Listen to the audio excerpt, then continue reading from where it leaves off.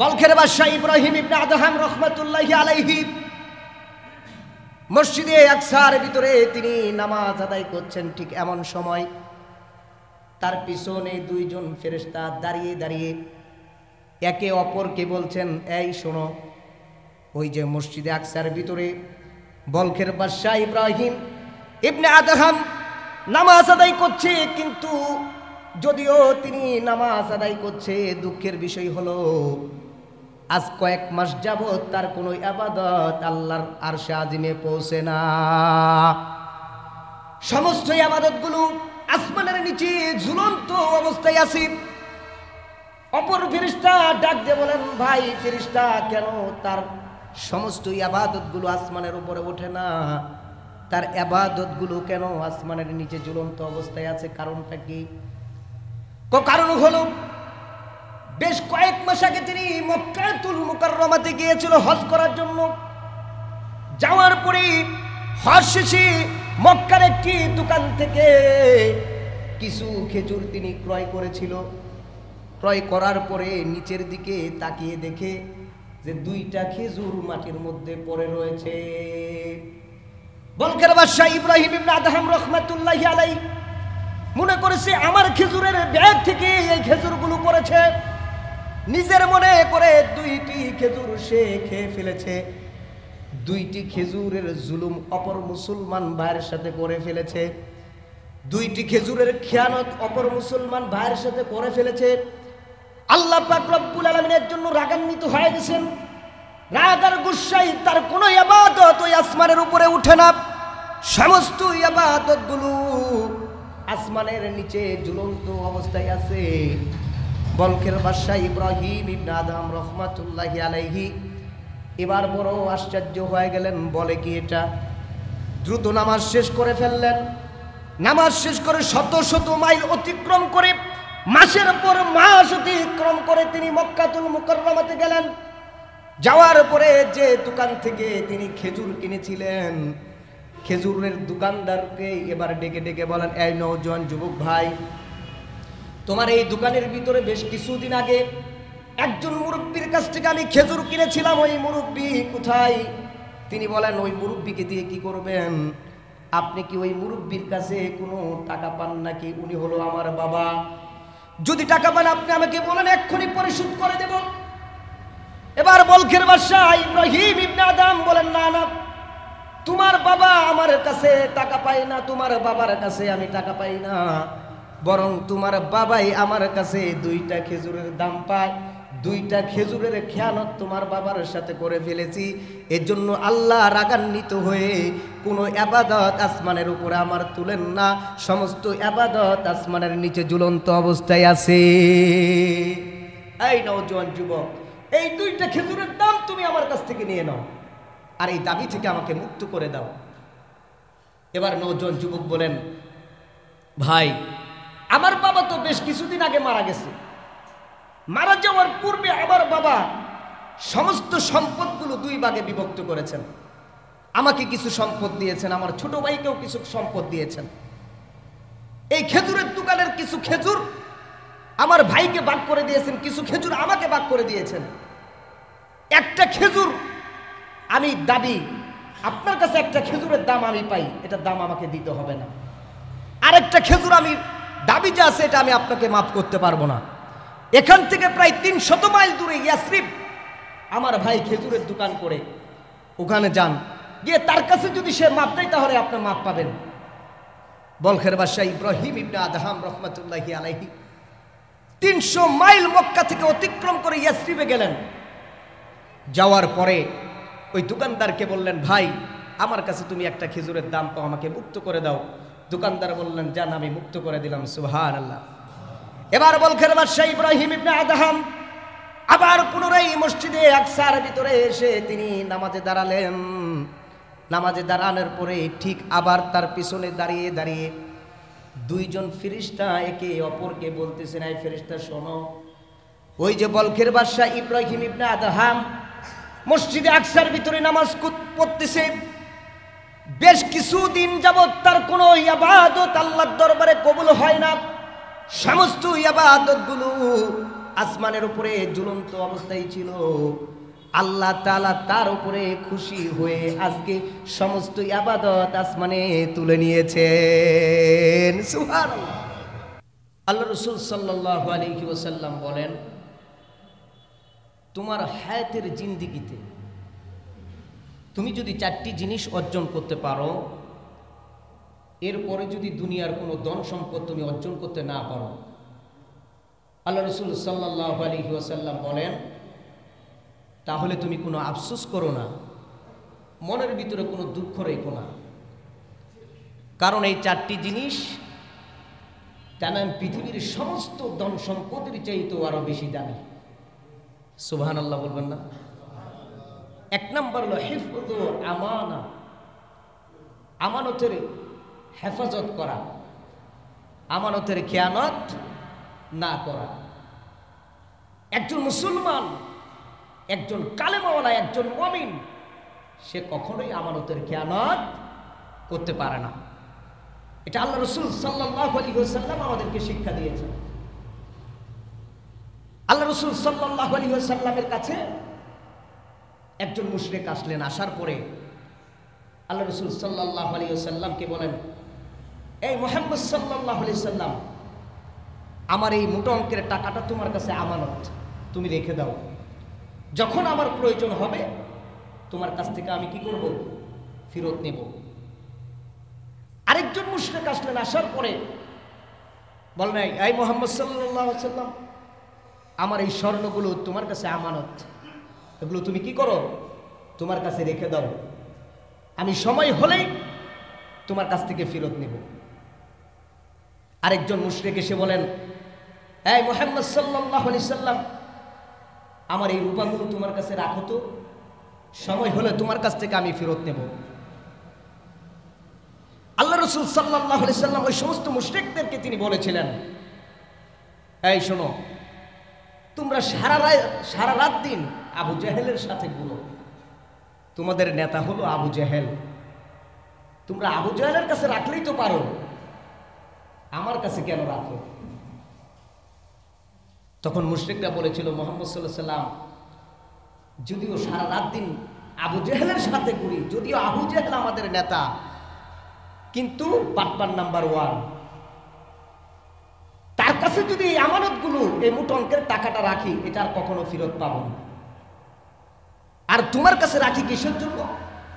তোমার কাছে রাখলে এটা কখনো কি হবে না? আমানতের খেয়ানত হবে না, এর জন্যই তোমার কাছে রাখি। আল্লাহ রাসূল সাল্লাল্লাহু আলাইহি ওয়াসাল্লাম হিজরত করে মক্কাতুল মুকাররমা থেকে মদিনাতুল মুনাওয়ারাতে তিনি চলে যাবেন। যাওয়ার পূর্বে নিজের জামাতা হযরত আলী রাদিয়াল্লাহু তাআলা আনহুকে ডেকে বলেন, আলী শোনো, মক্কার মুশরিকদের বেশ কিছু আমানত আমার কাছে আছে, মক্কা থেকে মদিনাতুল মুনাওয়ারাতে আমাকে হিজরত করে চলে যেতে হবে, তাদের এই আমানতগুলো যে আমি দাঁড়ে দাঁড়ে পৌঁছে দেব, এটার সময় আমার কাছে নেই, তোমার কাছে এই আমানতগুলো মুশরিকদের রেখে যাচ্ছি, তাদের প্রত্যেকের দাঁড়ে দাঁড়ে গিয়ে তুমি পৌঁছে দিবে। হযরত আলী রাদিয়াল্লাহু তাআলা বলেন, ইয়া রাসূলুল্লাহ, ঠিক আছে, প্রত্যেকের দাঁড়ে দাঁড়ে এই মুশরিকদের আমানতগুলো আমি পৌঁছে দিব। হযরত আলী রাদিয়াল্লাহু তাআলা আনহু 3 মাস পর্যন্ত মুশরিকদের আমানতগুলো দাঁড়ে দাঁড়ে পৌঁছে দিলেন। সুবহানাল্লাহ বলবেন না? একটু চিন্তা আর ফিকির করে দেখেন, মুশরিকদের কত আমানত আল্লাহ রাসূল সাল্লাল্লাহু আলাইহি সাল্লামের কাছে রেখেছে। আল্লাহ রাসূল সাল্লাল্লাহু আলাইহি সাল্লাম একটু ধরে নেন, কথার কথা আর কি, যদি খালি এই চিন্তাটা একটু করতেন যে মুশরিকদের এই মোটা অঙ্কের টাকাটা, মুশরিকদের এই মোটা অঙ্কের সম্পদগুলো শুধু মক্কা থেকে আমি যদি মদিনাতুল মুনাওয়ারাতে পাচার করতে পারি, তাহলে সারা জীবন আর আমায় কামাই করে খেতে হবে না, ঠ্যাঙের উপরে ঠ্যাং তুলে আমি খেতে পারবো। আমি আপনাদের আকলের কাছে প্রশ্ন রাখতে চাই, আল্লাহ রাসূল সাল্লাল্লাহু আলাইহি সাল্লাম এই কাজ কখনো করেছেন? এই জুড়ে বলেন, বুঝুন নাই? আল্লাহ রাসূল এটা করেছেন না, বরং আল্লাহ রাসূল সাল্লাল্লাহু আলাইহি সাল্লাম এটাই শিক্ষা দিয়েছেন, একজন মুসলমান, একজন মুমিন, একজন কালেমাওয়ালা, সে কখনো আমানতের খেয়ানত করতে পারে না। সুবহানাল্লাহ। এটাই আল্লাহ রাসূল সাল্লাল্লাহু আলাইহি সাল্লাম আমাদেরকে শিক্ষা দিয়েছেন। বলখের বাদশা ইব্রাহিম ইবনে আদহাম রাহমাতুল্লাহি আলাইহি মসজিদে আকসার ভিতরে তিনি নামাজ আদায় করছেন। ঠিক এমন সময় তার পিছনে দুইজন ফেরেশতা দাঁড়িয়ে দাঁড়িয়ে একে অপরকে বলছেন, এই শোনো, ওই যে মসজিদে আকসার ভিতরে বলখের বাদশা ইব্রাহিম ইবনে আদহাম নামাজ আদায় করছে, কিন্তু যদিও তিনি নামাজ আদায় করছে, দুঃখের বিষয় হলো আজ কয়েক মাস যাবত তার কোনো ইবাদত আল্লাহর আরশে আজিমে পৌঁছে না। সমস্ত ইবাদতগুলো আসমানের নিচে ঝুলন্ত অবস্থায় আছে। অপর ফেরেশতা ডাক দিয়ে বলেন, ভাই ফেরেশতা, কেন তার সমস্ত ইবাদতগুলো আসমানের উপরে ওঠে না? তার ইবাদতগুলো কেন আসমানের নিচে ঝুলন্ত অবস্থায় আছে? কারণটা কি? কারণ হলো বেশ কয়েক মাস আগে তিনি মক্কাতুল মুকাররমাতে গিয়েছিল হজ করার জন্য। যাওয়ার পরে হজ শেষে মক্কার একটি দোকান থেকে কিছু খেজুর তিনি ক্রয় করেছিল। ক্রয় করার পরে নিচের দিকে তাকিয়ে দেখে যে দুইটা খেজুর মাটির মধ্যে পড়ে রয়েছে। বলখের বাদশা ইব্রাহিম ইবনে আদহাম রাহমাতুল্লাহি আলাইহি মনে করেছে আমার খেজুরের ব্যাগ থেকে এই খেজুরগুলো পড়েছে। নিজের মনে করে দুইটি খেজুর সে খেয়ে ফেলেছে। দুইটি খেজুরের জুলুম অপর মুসলমান ভাইয়ের সাথে করে ফেলেছে। দুইটি খেজুরের খেয়ানত অপর মুসলমান ভাইয়ের সাথে করে ফেলেছে। আল্লাহ পাক রব্বুল আলামিনের জন্য রাগান্বিত হয়ে গেছেন। রাগ আর গুসায় তার কোনো ইবাদত ওই আসমানের উপরে উঠে না। সমস্ত ইবাদতগুলো আসমানের নিচে ঝুলন্ত অবস্থায় আছে। বলখের বাদশা ইব্রাহিম ইবনে আদহাম রাহমাতুল্লাহি আলাইহি এবার বড় আশ্চর্য হয়ে গেলেন। বলে কি এটা? দ্রুত নামাজ শেষ করে ফেললেন। নামাজ শেষ করে শত শত মাইল অতিক্রম করে, মাসের পর মাস অতিক্রম করে তিনি মক্কাতুল মুকাররমাতে গেলেন। যাওয়ার পরে যে দোকান থেকে তিনি খেজুর কিনেছিলেন, খেজুরের দোকানদারকে এবার ডেকে ডেকে বলেন, এই নওজোয়ান যুবক ভাই, তোমার এই দোকানের ভিতরে বেশ কিছুদিন আগে একজন মুরব্বীর কাছ থেকে আমি খেজুর কিনেছিলাম। ওই মুরব্বী কোথায়? তিনি বলেন, ওই মুরব্বীকে দিয়ে কি করবেন? আপনি কি ওই মুরব্বীর কাছে কোনো টাকা পান নাকি? উনি হলো আমার বাবা। যদি টাকা পান আপনি আমাকে বলেন, এক্ষুনি পরিশোধ করে দেব। এবার বলখের বাদশা ইব্রাহিম ইবনে আদহাম বলেন, না না, তোমার বাবা আমার কাছে টাকা পায় না, তোমার বাবার কাছে আমি টাকা পাই না, বরং তোমার বাবাই আমার কাছে দুইটা খেজুরের দাম পায়। দুইটা খেজুরের খেয়ানত তোমার বাবার সাথে করে ফেলেছি। এজন্য আল্লাহ রাগান্বিত হয়ে কোনো ইবাদত আসমানের উপরে আমার তুলেন না। সমস্ত ইবাদত আসমানের নিচে ঝুলন্ত অবস্থায় আছে। এই নওজোয়ান যুবক, এই দুইটা খেজুরের দাম তুমি আমার কাছ থেকে নিয়ে নাও, আর এই দাবি থেকে আমাকে মুক্ত করে দাও। এবার নওজোয়ান যুবক বলেন, ভাই, আমার বাবা তো বেশ কিছুদিন আগে মারা গেছে। মারা যাওয়ার পূর্বে আমার বাবা সমস্ত সম্পদগুলো দুই ভাগে বিভক্ত করেছেন। আমাকে কিছু সম্পদ দিয়েছেন, আমার ছোট ভাইকেও কিছু সম্পদ দিয়েছেন। এই খেজুরের দোকানের কিছু খেজুর আমার ভাইকে ভাগ করে দিয়েছেন, কিছু খেজুর আমাকে ভাগ করে দিয়েছেন। একটা খেজুর আমি দাবি, আপনার কাছে একটা খেজুরের দাম আমি পাই, এটার দাম আমাকে দিতে হবে না। আরেকটা খেজুর আমি দাবি যা আছে এটা আমি আপনাকে মাফ করতে পারবো না। এখান থেকে প্রায় ৩০০ মাইল দূরে ইয়াসরিব আমার ভাই খেজুরের দোকান করে, ওখানে যান, গিয়ে তার কাছে যদি সে মাপ দেয় তাহলে আপনি মাপ পাবেন। বলখের বাদশা ইব্রাহিম ইবনে আদহাম রাহমাতুল্লাহি আলাইহি ৩০০ মাইল মক্কা থেকে অতিক্রম করে ইয়াসরিবে গেলেন। যাওয়ার পরে ওই দোকানদারকে বললেন, ভাই, আমার কাছে তুমি একটা খেজুরের দাম পাও, আমাকে মুক্ত করে দাও। দোকানদার বললেন, যান, আমি মুক্ত করে দিলাম। সুবহানাল্লাহ। এবার বলখের বাদশা ইব্রাহিম ইবনে আদহাম আবার পুনরায় মসজিদে আকসার ভিতরে এসে তিনি নামাজে দাঁড়ালেন। নামাজে দাঁড়ানোর পরে ঠিক আবার তার পিছনে দাঁড়িয়ে দাঁড়িয়ে দুইজন ফেরেশতা একে অপরকে বলতেছেন, এই ফেরেশতা শোনো, ওই যে বলখের বাদশা ইব্রাহিম ইবনে আদহাম মসজিদে আকসার ভিতরে নামাজ পড়তেছে, বেশ কিছুদিন যাবৎ তার কোনো ইবাদত আল্লাহর দরবারে কবুল হয় না। সমস্ত ইবাদতগুলো আসমানের উপরে ঝুলন্ত অবস্থায় ছিল। আল্লাহ তাআলা তার উপরে খুশি হয়ে আজকে সমস্ত ইবাদত আসমানে তুলে নিয়েছেন। সুবহানাল্লাহ। এজন্য আল্লাহ রাসূল সাল্লাল্লাহু আলাইহি সাল্লাম হিফযু আমানা, আমানতের হেফাজত করা। একজন মুসলমান কখনোই আমানতের খেয়ানত করতে পারে না। একজন মুসলমান কখনোই আমানতের খেয়ানত করতে পারে না। এটা আল্লাহ রাসূল সাল্লাল্লাহু আলাইহি সাল্লাম আমাদেরকে শিক্ষা দিয়েছেন। অথচ আপনি একটু খেয়াল করে দেখেন আমার আপনার আমানত কেমন। অথচ মনের ভিতরে বড় দুঃখ লাগে, আমার দেশের সোনার ছেলেরা হাজার হাজার কোটি টাকা পাচার করে বিদেশে নিয়ে গিয়েছে। নাই নাই, আয় জুড়ে বলেন। এদেশের লোকেরাই তো হাজার হাজার কোটি টাকা পাচার করে বিদেশে নিয়ে গিয়েছে। এটাও জনগণের টাকা ছিল, এগুলো খেয়ানত করেছে। এর জন্য আল্লাহর আদালতে জবাবদিহি করতে হবে, ঠিক কিনা জুড়ে বলেন? অবশ্যই জবাবদিহি করতে হবে, কারণ আমার আপনার টাকাগুলোই তো এগুলো পাচার করে নিয়েছে। একজন মুসলমান এর টাকাগুলোই পাচার করে আপনার বিদেশে নিয়েছে। এর জন্য আল্লাহর কাছে জবাবদিহি করতে হবে। একজন মুসলমান ভাইরা আমার, একজন মুসলমান কখনোই সে আমানতের খেয়ানত করতে পারে না। ভাইরা আমার, যেটা আমি বুঝাইতে চাই, আমার কাছে ধরেন আপনি 1000 টাকা রাখলেন, ভাই বিকেলবেলা আমি আপনার কাছ থেকে নিব, আমি 1000 টাকা ভেঙে ফেলেছি। এই যে আমানতের খেয়ানত শুধু এটাই না, কিছু রাখলেন এটা খেয়ানত করলাম, শুধু এটাই খেয়ানত না। এই যে 3.5 হাত একটা বডি আল্লাহ তাআলা আমাকে আপনাকে দিয়েছে, এটাও আমানত। এই বডির ভিতরে দেখেন হাত আছে, পা আছে, চোখ আছে, নাক আছে, মুখ আছে, আছে না নাই? আয় জুড়ে বলেন, আছে না নাই? এগুলো যদিও আমার মালিকানায় আছে, যদিও এগুলো আমার মালিকানায়, কিন্তু মূলত এগুলোর মালিক আমি নই। এগুলোর মালিক কি? আমি নই। আমার মালিকানায় আছে, কিন্তু এর মালিক কে? জুড়ে বলেন। এর মালিক হচ্ছেন আল্লাহ। সম্মানিত উপস্থিতি, এই যে মালিকের দেওয়া চোখ মালিক দিয়েছেন কেন? শরীয়তে যা জায়েজ আছে তা দেখার জন্য। শরীয়তে যা জায়েজ নাই তা যদি দেখা হয়, এটাও আপনার চোখের কি করলেন? খেয়ানত করলেন। এটার জন্য আল্লাহর আদালতে জবাবদিহি করতে হবে, এটার জন্য জবাবদিহি করতে হবে। কারণ চোখ দিয়েছে আল্লাহ, শরীয়তে যা দেখা জায়েজ তা দেখার জন্য। যুগের এক শ্রেষ্ঠ বুজুর্গ ফুজাইল ইবনে আস রাহমাতুল্লাহি আলাইহি, তিনি রাস্তা দিয়ে যাচ্ছেন।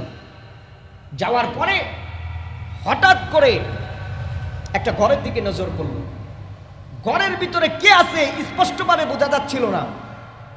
ফুজাইল ইবনে আস রাহমাতুল্লাহি আলাইহি নিজের চোখকে বয়ান করতেছে। এবার যুগের এই শ্রেষ্ঠ বুজুর্গ নিজের চোখকে নসিহত করতেছে, হাই রে চোখ, তুই এটা কি করলি? অন্যের ঘরের দিকে তুই নজর করলি, অন্য একটা নারীর দিকে তুই নজর করলি, অথচ এই চোখটা আমার মালিকের দেওয়া, আমার না। আমার মালিক আমার কাছে আমানত রেখেছে, এটার খেয়ানত করে ফেললি তুই। সহ্য করতে না পেরে চিন্তা করতেছে, এটা কি করা যায়, কি করা যায়, একে শাস্তি দিতে হবে। নিজের চোখটাকে নিজের আঙুল দিয়ে তুলে জমিনের মধ্যে ফেলে দিলেন। সুবহানাল্লাহ। এরাই ছিলেন আমানত কেমন করে রক্ষা করতে হয়। এদের কাছ থেকে আমাদেরকে শিক্ষা গ্রহণ করতে হবে মিয়া। এর জন্য শরীয়তের বিধান হলো, যদিও বডিটা আমার মালিকানায় আছে, কিন্তু এর মালিক কিন্তু আমি না। এর মালিক কিন্তু আমি না, এর মালিক হচ্ছেন আল্লাহ। এর জন্য শরীয়তের বিধান হলো, শরীরের রক্ত বিক্রি করা কিন্তু জায়েজ নাই। শরীরের রক্ত বিক্রি করা হারাম, চোখ বিক্রি করা হারাম, জায়েজ নাই। কিডনি বিক্রি করা জায়েজ নাই, এগুলো হারাম। কারণ এগুলো আপনার না, মালিক হলো আল্লাহ। ঠিক কিনা? এই হাত দিয়েছেন, হাতটাকে ভালো কাজে লাগাতে হবে। জবান দিয়েছেন আল্লাহ, জবানটাকে ভালো কাজে লাগাতে হবে। যদি অন্যায় কাজে হাত লাগান, জবানকে যদি লাগান, চোখকে যদি লাগান, তাহলে এটা কি করলেন? আল্লাহর দেওয়া মাল আপনি খেয়ানত করলেন।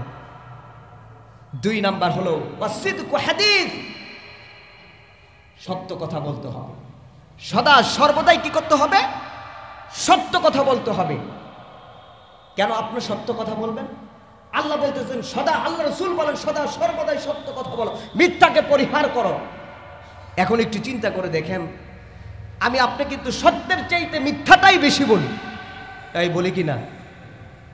আছে আপনাদের এই সরষাবাড়িতে আছে, সরষাবাড়িতে আছে, ফোন দিছে, ভাই আপনি কোথায়? আমি তো ঢাকাতে আছি। এই এমন মিথ্যা কথা বলে কিনা? বলে না, বলে না রহ রহ। আমি একদিন ছাত্র জামানাই, তখন আমি কামরাঙ্গীর চরে পড়ি, জামিয়া নুরিয়া হাফিজ হুজুর মাদ্রাসায় পড়ি।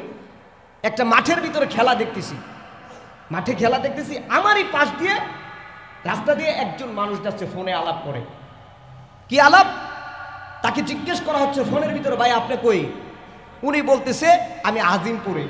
কথা বলতেছে কামরাঙ্গীর চরে। মিথ্যা কথা বলা যে কবিরা গুনাহ, এটা মুসলমান জানেই না। যত বড় বড় কবিরা গুনাহ আছে, এর মধ্যে অন্যতম একটা হলো মিথ্যা কথা বলা, অন্যতম একটা হলো মিথ্যা কথা বলা। আর একটা মিথ্যা কথার জন্য কমপক্ষে ৭,০০০ বছর জাহান্নামের আগুনে জ্বলতে হবে। সুবহানাল্লাহ বলবেন না নাউজুবিল্লাহ বলবেন? হ্যাঁ, আরো জোরে চিৎকার করে বলেন নাউজুবিল্লাহ। একটা মিথ্যা কথার জন্য কমপক্ষে ৭,০০০ বছর জাহান্নামের আগুনের ভিতরে জ্বলতে হবে। সম্মানিত উপস্থিতি, একটু চিন্তা করে দেখেন কত মিথ্যা কথা আমি আর আপনি বলি সারা রাত দিন। হিসাব করলে বোঝা যাবে, আমার আপনার হায়াতের জিন্দেগিতে হিসাব করলে বোঝা যাবে যে হাতে গোনা ১০ থেকে ১২টা সত্য কথা বলেছি, আর সব মিথ্যা কথাই বলেছি সারা রাত দিন। এটা হিসাব করে পাওয়া যাবে না কত মিথ্যা কথা বলেছি। অথচ আল্লাহ রাসূল সাল্লাল্লাহু আলাইহি সাল্লাম বলেন, ওয়াসিদকু হাদিস, সদা সর্বদাই সত্য কথা বলা। মুসলমান ভাইরা আমার, মিথ্যার একটা পেট আছে। মানুষের পেটের ভিতরে যেমন বাচ্চা ভূমিষ্ঠ হয়, একের পর এক বাচ্চা যেমন ভূমিষ্ঠ হয়ে যায়। আপনি কুকুর দেখবেন, কুকুরের পেট থেকে যেমন বাচ্চা ভূমিষ্ঠ হয়, ঠিক মিথ্যার একটা পেট আছে। একটা মিথ্যা থেকে আরেকটা মিথ্যা ভূমিষ্ঠ হয়, আরেকটা মিথ্যা থেকে আরেকটা মিথ্যা ভূমিষ্ঠ হয়। আল্লাহ রাসূল সাল্লাল্লাহু আলাইহি ওয়াসাল্লাম বলেন, যখন কোনো মানুষ মিথ্যা কথা বলে তখন তাকে আরেকটা গুনাহের দিকে তাকে ধাবিত করে। যখন তাকে গুনাহের দিকে ধাবিত করে তখন জাহান্নাম তাকে জাহান্নামের দিকে ধাওয়া করে নিয়ে যায়। জুরে কন্না নাউজুবিল্লাহ। এর জন্য কি করব? ওয়াসিদকু হাদিস, সদা সর্বদাই সত্য কথা বলবো, মিথ্যা কথা বলবো। ৩ নাম্বার হলো ওয়া হুসনু খলিকা। আল্লাহ রাসূল সাল্লাল্লাহু আলাইহি সাল্লাম বলেন, সদাচরণ করো, ভালো ব্যবহার করো, উত্তম আচরণ করো। এখনকার যুগে একটু লক্ষ্য করলে দেখা যায় ছোট মুরব্বীকে মানে না, মুরব্বী ছোটকে মানে না। দেখবেন ছোট বাচ্চা যাকে হইতে দেখেছে, ছোট বাচ্চা তার নাতিনের বয়সের সমান, মুরব্বীর সামনে বেনসন একটা সিগারেট ধরায় বুমবুমায় টানে। এ আছে না নাই? আছে না নাই? এরকম অ্যাভেলেবেল আছে যে সিগারেট হাতের ভিতরে ধরায় মুরব্বীর সামনে আপনার টানতেছে, একজন আলেমের সামনে টানতেছে, তার বাবার বয়সের, তার দাদার বয়সের লোকের সামনে টানতেছে। অথচ আল্লাহ রাসূল সাল্লাল্লাহু আলাইহি সাল্লাম বলেন, হুসনু খলিকা, সুন্দর আচরণ করো, উত্তম আচরণ করো। মুসলমান ভাইরা আমার, উত্তম আচরণ যদি আপনি শিখতে চান, ভালো আচরণ যদি আপনি শিখতে চান, আল্লাহ রাসূল সাল্লাল্লাহু আলাইহি সাল্লামকে ফলো করতে হবে। ঠিক কিনা জোরে বলেন? আল্লাহ রাসূল সাল্লাল্লাহু আলাইহি সাল্লামকে ফলো করতে হবে। এজন্যই তো আল্লাহ রাসূল সাল্লাল্লাহু আলাইহি সাল্লামের শানে আল্লাহ তাআলা বলেন, লাকাদ কানা লাকুম ফি রাসূলিল্লাহি উসওয়াতুন হাসানাহ, তোমাদের জন্য নবীজির মধ্যে রয়েছে উত্তম আদর্শ। সুবহানাল্লাহ বলেন। আল্লাহ রাসূল সাল্লাল্লাহু আলাইহি ওয়াসাল্লাম মাত্র কয়েকটি খেজুরের বিনিময়ে একজন ইহুদির বাড়িতে শ্রমিকের কাজে নিযুক্ত হলেন।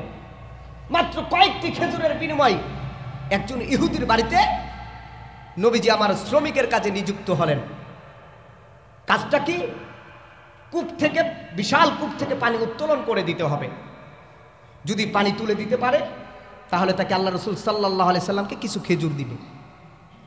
আল্লাহ রাসূল সাল্লাল্লাহু আলাইহি সাল্লামের হাতের ভিতরে একটা বালতি দিলেন, এই মুহাম্মদ সাল্লাল্লাহু আলাইহি সাল্লাম, এক বালতি পানি যদি তুমি তুলে দিতে পারো তোমাকে একটা খেজুর দিব। 2 বালতি পানি যদি তুলে দিতে পারো তোমাকে 2 বালতি খেজুর দিব। 3টা তুলে দিলে 3 বালতি খেজুর দিব। আল্লাহ রাসূল সাল্লাল্লাহু আলাইহি ওয়াসাল্লাম কূপের ভিতরে বালতি ছেড়ে দিলেন, পানি উত্তোলন করলেন। কয়েক বালতি তোলার পর হঠাৎ করে বালতির রশিটা ছিঁড়ে কূপের মধ্যে বালতিটা পড়ে গেল। ইহুদি বিশাল রাগান্বিত হয়ে গেলেন। রাগান্বিত হয়ে মুহাম্মদ সাল্লাল্লাহু আলাইহি ওয়াসাল্লাম, এটা করলে কি? আমার এই বালতি তুমি কূপের মধ্যে ফেলে দিলে। রাগ আর গুসাই সহ্য করতে না পেরে আল্লাহ রসুল সাল্লাল্লাহু আলাইহি ওয়াসাল্লামকে সুজুরে একটা থাপ্পড় তার গালের ভিতরে বসায়া দিলেন। নাউজুবিল্লাহ বলেন। আল্লাহ রসুল সাল্লাল্লাহু আলাইহি সাল্লামের গালের ভিতরে যখন ইহুদি থাপ্পড় দিলেন, আল্লাহ রসুল সাথে সাথে ইহুদির হাতটা ধরে ফেললেন, ধরে মালিশ করতে শুরু করে দিলেন। সুবহানাল্লাহ বলেন। মালিশ করতেছে আর বলতেছে, এই ইহুদি, তুমি কি জানো আজকে কয়েকদিন যাবত আমি খাই না, আমার শরীরের গোশত শুকিয়ে গিয়েছে, আমার গালের গোশতগুলো শুকিয়ে গিয়েছে, তুমি যে আমার গালের ভিতরে থাপ্পড় দিলে, আমি এতটুকু বিশ্বাস করি যে তোমার হাতের ভিতর ব্যথা পেয়েছে, তোমার হাতটা দাও। মালিশ করতে শুরু করলেন। সুবহানাল্লাহ। ইহুদি মনে মনে চিন্তা করতেছে, হাই রে, কার গালের ভিতরে আমি থাপ্পড় দিলাম, আমার উপরে না রাগ হবে, রাগান্বিত হবে, আমাকে না আঘাত করবে, কিন্তু আঘাত না করে সে আমার হাত ধরে মালিশ করতে শুরু করে দিল। এ তো সাধারণ কোনো মানুষ না।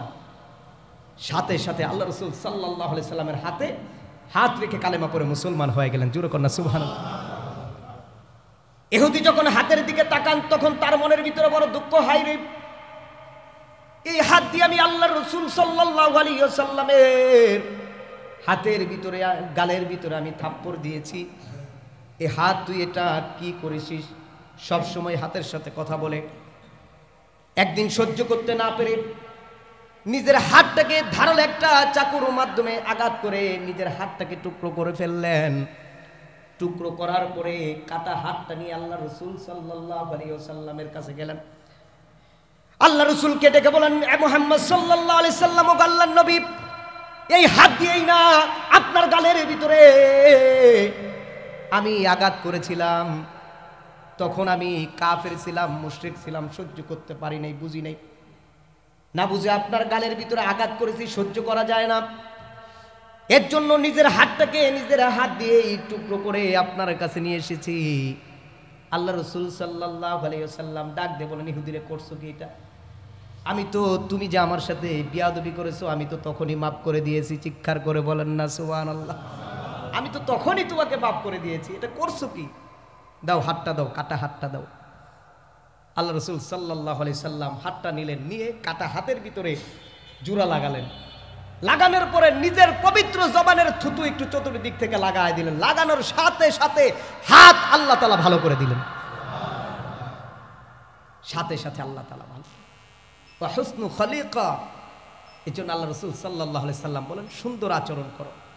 এই নওজোয়ান যুবক ভাই যারা আছো, উত্তম আচরণ করবা। তোমরা রাস্তা দিয়ে যাবা, মুরব্বিদেরকে দেখলেই সালাম দিবা, দেখলেই জিজ্ঞেস করবা, চাচা কেমন আছেন, বাবা কেমন আছেন, দাদা কেমন আছেন, ভাই কেমন আছেন। তোমার আচরণও জেনে বুঝা হয় যে ছেলেটা আসলেই ভদ্র। দেখবেন চায়ের হোস্টেলের ভিতরে বসে বসে অনেক সময় আলোচনা করে, ওকে ছেলেটা খুব ভালো, খুব ভালো, পাঁচ ওয়াক্ত নামাজ পড়ে, মুরব্বিদের সাথে আদব খুব ভালো, এরকম আলোচনা হয় না? 4 নাম্বার হলো ওয়াইফাতুন ফি তুমা, হালাল খাবার খাওয়া। 4 নাম্বার হলো হালাল খাবার খাওয়া। আল্লাহ রাসূল সাল্লাল্লাহু আলাইহি সাল্লাম বলেন, হালাল খাবার খাওয়া, হারাম খাবার না খাওয়া। এখন রাগ করবেন বয়ানটা, এখন বয়ানটা ডেলিভারি দিলে রাগ করবেন আপনারা, না বয়ানটা করব? হ্যাঁ, আমাদের সমাজে সুদখোর আছে না নাই? ঘুষখোর আছে না নাই? সুদ খাওয়া কি হালাল না হারাম? ঘুষ খাওয়া হালাল না হারাম? হ্যাঁ, আল্লাহ রাসূল বলেন হালাল খাবার খাও। হালাল খাবার খাইলে উপকার কি? হালাল খাদ্যের মাধ্যমে নূর পয়দা হয়। কি পয়দা হয়? নূর পয়দা হয়। ওই হালাল খাবার নিয়ে যে নূর পয়দা হবে, ইবাদতের ভিতরে স্বাদ জন্ম নেবে, স্বাদ জাগবে। আপনি একটু প্রশ্ন করে দেখেন, আমি একটু প্রশ্ন করে দেখি, আমরা ইবাদত করি কিন্তু ইবাদতের ভিতরে স্বাদ লাগে না, ইবাদতের ভিতরে মজা লাগে না, কারণ আমরা সুদের টাকায় খাবার খাই। হালাল খাদ্যটা হালাল কিন্তু বটে, কিন্তু ওই যে উপার্জনটা হারাম, এর জন্য খাদ্য হারাম হয়ে গিয়েছে। বাজার থেকে একটা মুরগি কিনে নিয়ে এলেন, হালাল না হারাম? হ্যাঁ, হালাল না, কিন্তু কিনে নিয়ে আসছেন সুদের টাকায়, টাকাটা হারাম না হালাল? এর জন্য ওই যে হালাল মুরগি, ওটা হারাম হয়ে গিয়েছে। ওই হারাম খাবার খাইলে কি হয়? অন্তরের ভিতরে আপনার জুলুমাত, অন্ধকার ঢুকে যায়। তখন ইবাদত করলে আর ইবাদতের ভিতরে স্বাদ হয় না, স্বাদ পাওয়া যায় না। ইয়াকুব নানুতুবি রহমাতুল্লাহি আলাইহি ইসলামী খুতুবাতের ভিতরে আল্লামা তকি উসমানী এই ঘটনাটা এনেছেন।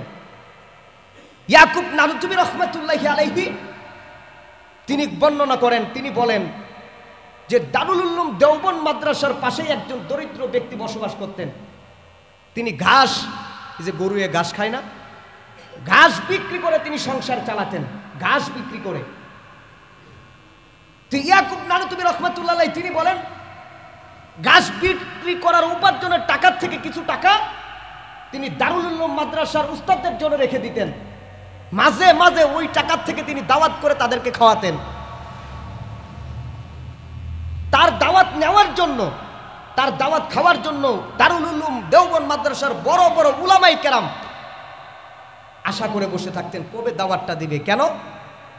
তার বাড়ির দাওয়াত খাইলে, তার বাড়ির খাবার খাইলে খাবারের মধ্যে নূর পাওয়া যায়। ওই নূরটা যখন অন্তরের ভিতরে ঢুকে তখন ইবাদতের ভিতরে স্বাদ পাওয়া যায়, ইবাদতের ভিতরে স্বাদ পাওয়া যায়।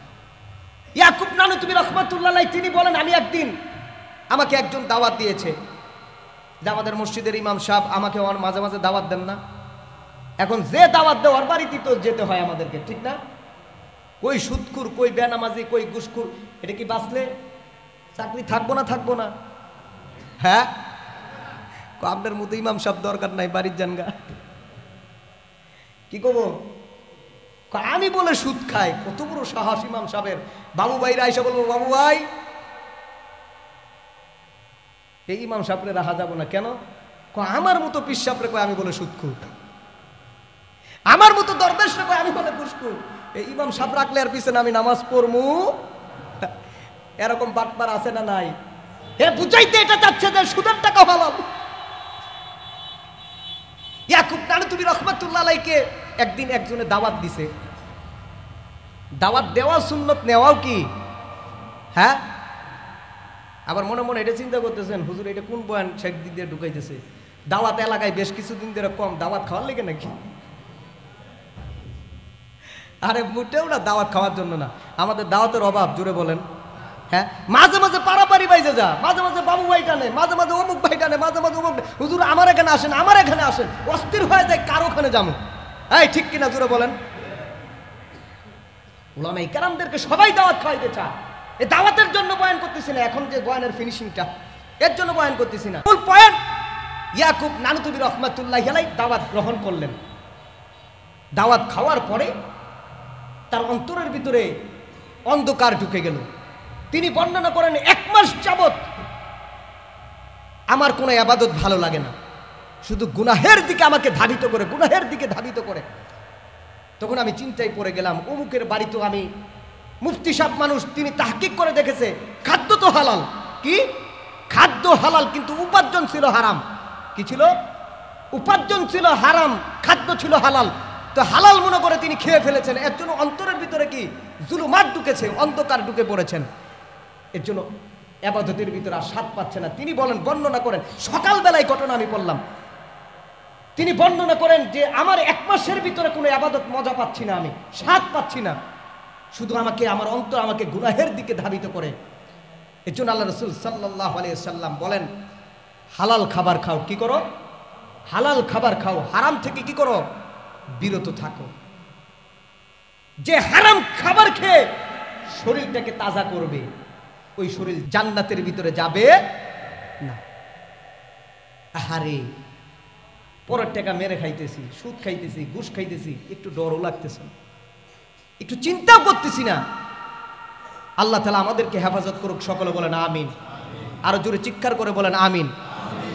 তাহলে আজকের আমার যে বয়ানটা, আমি আপনাদেরকে কি বুঝাইতে চাইলাম এতক্ষণ পর্যন্ত? আল্লাহ রাসূল সাল্লাল্লাহু আলাইহি ওয়াসাল্লাম বলেন 4টি জিনিস যদি তোমার হায়াতের জিন্দেগিতে তুমি অর্জন করতে পারো, এরপরে যদি দুনিয়ার কোনো ধন সম্পদ তুমি অর্জন করতে না পারো, আল্লাহ রাসূল সাল্লাল্লাহু আলাইহি ওয়াসাল্লাম বলেন তাহলে মনের ভিতরে কোনো দুঃখ রেখো না, কোনো কষ্ট রেখো না। কারণ এই 4টি জিনিস তামাম পৃথিবীর সমস্ত ধন সম্পদের চাইতে আরো বেশি দামি। 1 নাম্বার, আমানতের হেফাজত করা। কি করা ভাই? আমানতের হেফাজত করা, আমানতের খেয়ানত না করা। 2 নাম্বার সদা সর্বদাই সত্য কথা বলা। ফাঁসির কাস্টে ঝুলবো, কখনো এ জবান দিয়ে মিথ্যা কথা বলবো না, ঠিক কিনা জোরে বলেন। 3 নাম্বার হলো সদাচরণ করা, সকলের সাথে ভালো ব্যবহার করা। 4 নাম্বার হলো হালাল খাবার খাওয়া। যা বললাম সর্বপ্রথম আল্লাহ সুবহানাহু ওয়া তাআলা আমাকে আমল করার তৌফিক দান করুক, সকলে বলেন আমিন। আপনাদের সকলকে আমল করার তৌফিক দান করুক, সকলে বলেন আমিন।